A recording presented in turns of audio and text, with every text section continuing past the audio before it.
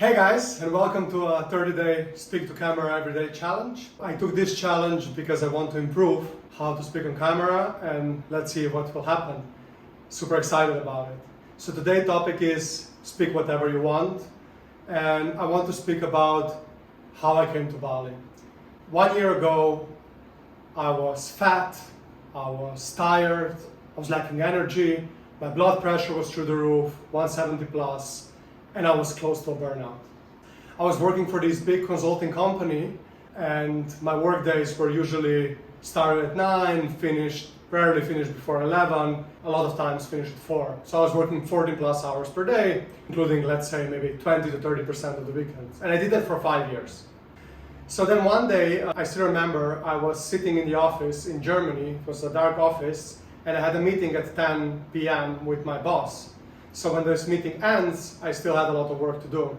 And usually I would just jump into the work and go through it because I was pretty good at my job. But at that point, I am trying to write a message or an email to my boss, and I can't. What do I mean I can't? I literally open a computer, try to type an email, and for 1 hour I can't type a single word. And that scares the shit out of me. So at that point I realized, okay, I need to change something. And I'm thinking a lot about what to change. I'm considering different options. Should I buy a van and travel around Europe and kite surf? Or should I go to South America, travel from Colombia to Brazil to Venezuela and kite surf there? But I quickly realized that although I really like kite surfing, I don't love it to the extent that I would like to do it every day. I feel I would get bored because my personality gets bored with things if I do them too much. So then somebody mentions to me Southeast Asia and becoming a digital nomad. And I never really considered the option of becoming a digital nomad, but I decided if I want to become something I never be, I need to do something I have never done before. So I go to my boss, I tell them I'm going to leave. They're so kind, they offer me a sabbatical. And then on July 1st, I start my 1-year Asia trip. So my first destination, I fly to Sri Lanka, where I kite surf and party and just wind down from the work I was doing. And then the decision is when I come to Bali on my month 2, specifically to Canggu, I will start working on my business. But then, when I actually come to Canggu, I realize that I'm still very much burned out and I still need to do some resting and healing before I can start working on my business. So I spent 1 month in Canggu, I meet the most incredible people. The second month I spent in Ubud, whereas I quickly realized that this is not for me. So the third month I go back to Canggu, and after 3 months I decided, okay, now I need to leave Bali and explore Asia a little bit more. So I go to Thailand and to Malaysia, where I spend the next 3 months, and all the time I'm thinking about Bali and I'm talking about Bali. So on one hand, I want to go back to Bali, but then on the other hand, I also have a fear of missing out because I said to myself, I'm going to visit all, let's say not all, but the big countries, also like Laos, Cambodia, Vietnam, and so on, right?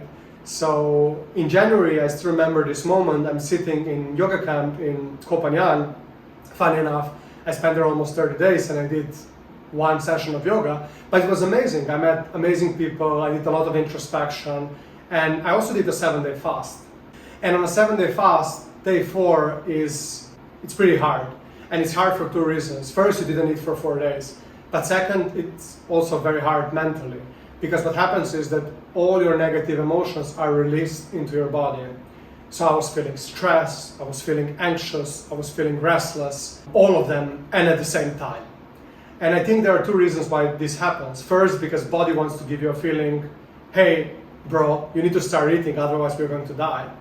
And second, because body also knows that you spend a lot of time on negative emotions and a lot of energy as well, and by not eating, you need to start preserving that energy. That moment, because I felt very restless, pushes me to make a decision and just buy a ticket back to Bali. I pushed through and I did all 7 days of water fast, and what it also got me to think is, I can do anything if I set my mind. So fast forward, I come to Bali in February, I move into my guest house, which you see around here, and I started working on my new business idea, which is basically developing mindset. I want to build a career as a mindset coach. And specifically right now, I'm focusing on self-discipline. I am living in Bali optimizing my schedule, doing intermittent fasting, going to the gym 5-6 times per day, working from Monday to Saturday, doing ice baths. And on top of that, I also started running. And why is this important? Because I hate long distance running. The only way to really build a willpower is to do things that you don't like to do. So because I hate it, I decided I'm going to run a marathon in October. So I'm really in the part of my life where I am building all of this self-discipline and proving to myself that hard work beats talent every day.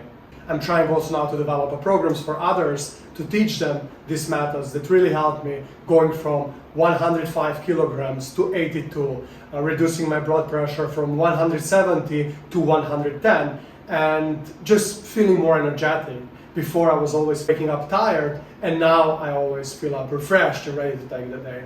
So yeah, this is the first day, and looking forward to do it again. See you in the next one, boys and girls.